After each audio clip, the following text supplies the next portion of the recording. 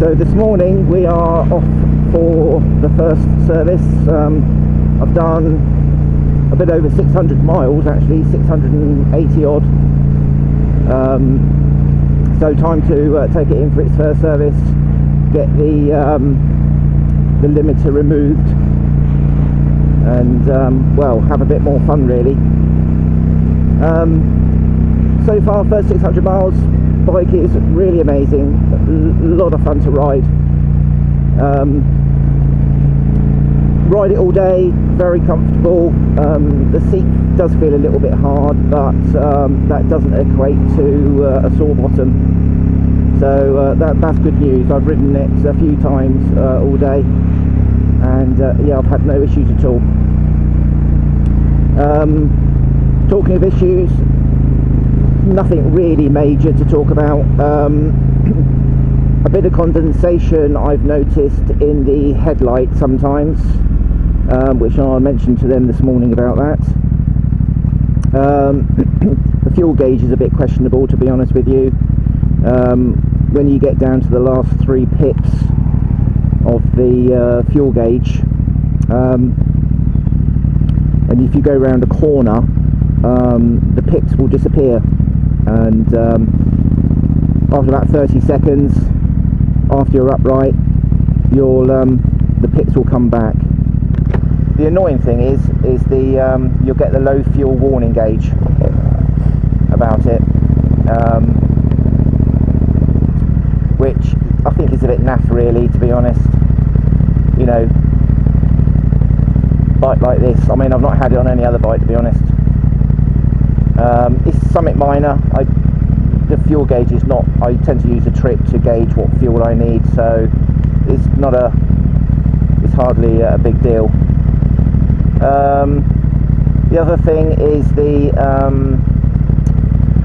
one of the badges on the side panel, the silver KTM badge, one has fallen off, which is a little disappointing on a bike at this sort of price. I don't know where that fell off, on one of the rides, I think, because it was there one photo and missing the next, so no idea about that one. Other than that, no problems at all. Other than that, I mean, they're just minor issues really, teething problems I suppose,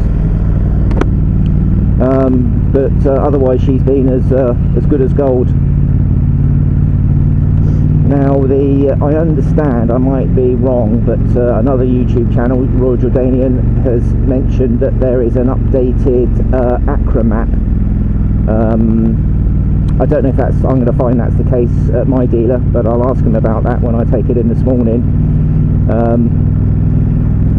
Hopefully this exclamation mark is an indication that the bike is due its service, and when you switch it on, you get the little indication, the spanner sign, to say that you've got to take it in. So I've got my service manual with me to get it all stamped up. Let's see if we can get past some of these cars. This is morning traffic where I live. I'll get used to this every day, but I don't normally go through it on this bike. I have another one at home, which is perfect for traffic. Mind you, this is an excellent commuter bike as well. It's got a great turning circle. It's very nimble actually to ride, so it can cut through the traffic no problem.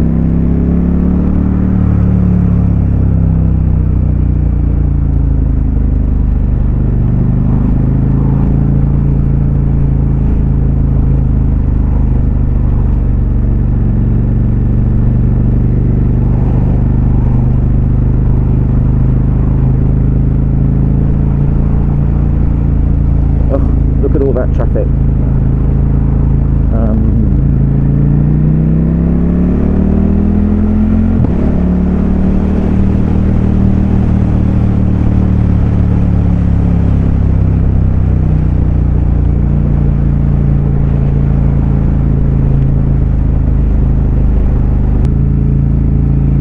Not the nicest days to go and take your bike for a service.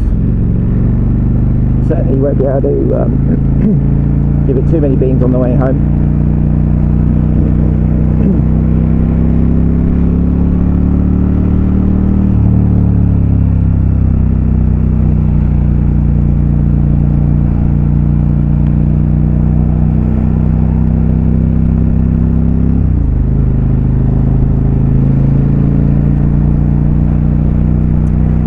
have ordered some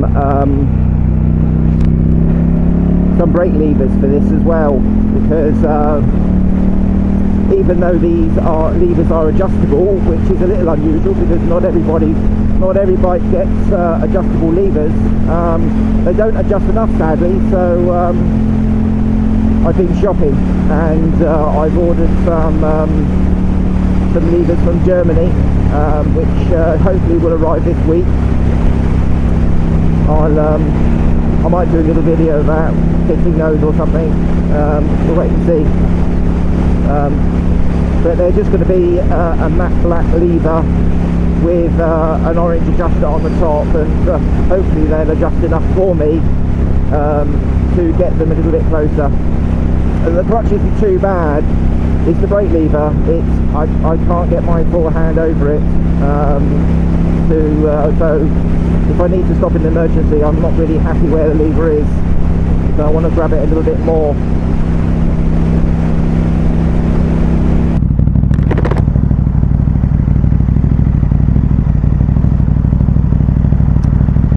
One other thing I've actually found is the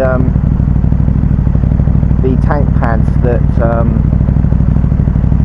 KTM offer, the three sort of pads, the one each side and the one in the front. Certainly for me, have not been that great. I'm not the tallest person. I'm 5'8", so getting on the bike, I tend to have to lean forward quite a bit, which I'm trying to sort of get out of the habit of. But I've noticed that I've scratched the tank a couple of times, where the pad, well, it's not really a tank pad, is it? It's more of a gripper, but I wish it was taller, because I have made a few little marks. I've managed to get them out. My friend is a professional valeter, so he came and sorted it out for me, but yeah, not really impressed with that, you know. And I've had a look around and there doesn't seem to be much options for the bike. When you think, okay, this is a new model, but the bike has been around for a bit, the actual tank hasn't changed this year. So yeah, a bit disappointed with that. I quite like the one used on the SuperDuke 990, but there's nothing like that for the 1290.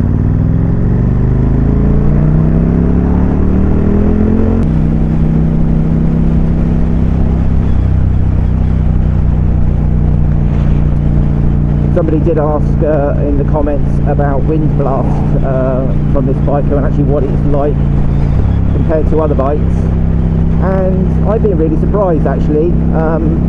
It's really good.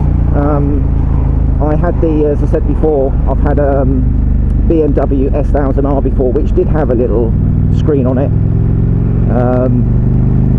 and this is easily comparable to that and any other naked bike, and I've ridden most of them now. I've ridden Tuono and Z1000, the Suzuki GS, whatever the hell that one's called, of course S1000R, and MT10 I've ridden as well, and there's really no more or less on this bike than any other, even though there's nothing. I think the headlight does actually a pretty good job of deflecting the wind, or a large portion of the wind from you. I do wear a Shiba C3 Pro, which is probably one of the quietest helmets on the market, which is why I like it so much, particularly for naked bikes. It is seriously quiet,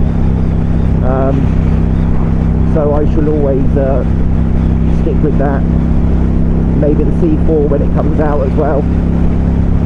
But yeah, I feel no need for a screen. I mean, obviously if you're touring, you know, if you wanted to go on a long trip, then you might want to stick a screen. It completely ruin the look as far as I'm concerned. But yeah, for that, I can see the point of doing that for a long ride. One of the things I haven't actually managed to accomplish yet is to find a decent place to put the sat-nav. KTM actually make a bracket that mounts above the actual speedo here, which I think is going to look rubbish.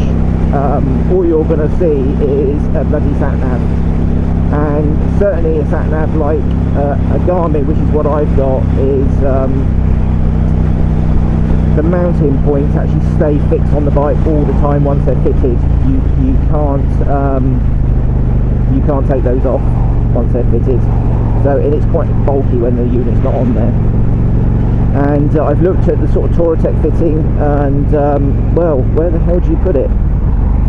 There's no room on the handlebars, very little room. So I'm still battling with that one at the moment.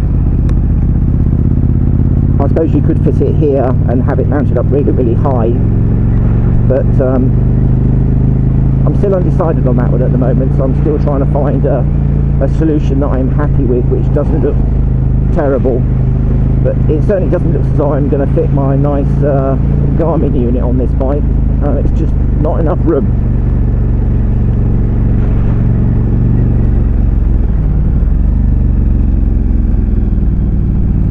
So here I am at the dealers.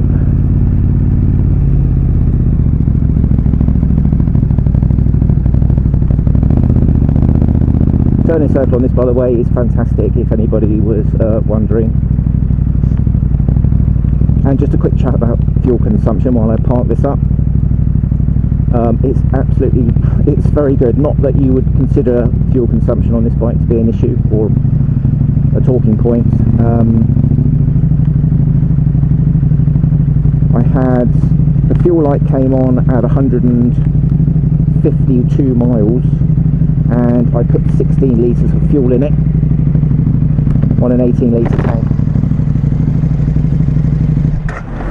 So I think that's pretty good. I think the computer was confirming that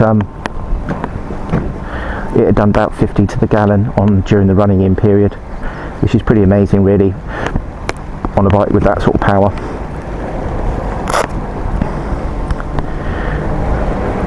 So let's go and book the bike into the dealers.